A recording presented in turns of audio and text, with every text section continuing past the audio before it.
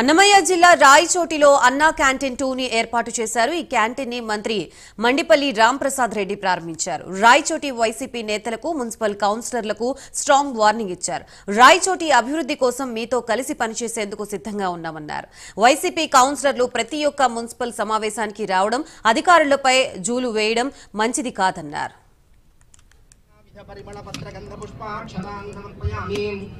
ओम ध्रुवंदे राजावरण ध्रुवंदे दिव्य मंगल आनंद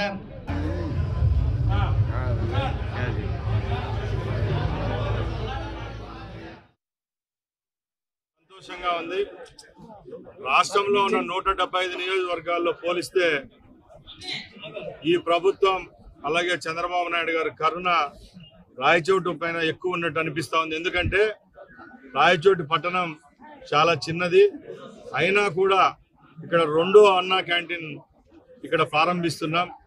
రాష్ట్రంలో కానీ మన నియోజకవర్గంలో కానీ వందలాది మంది పేదల యొక్క కడుపు నింపేదానికి ఈ ఎన్టీఆర్ అన్నా క్యాంటీన్లు ఏర్పాటు చేయడం జరుగుతూ ఉంది।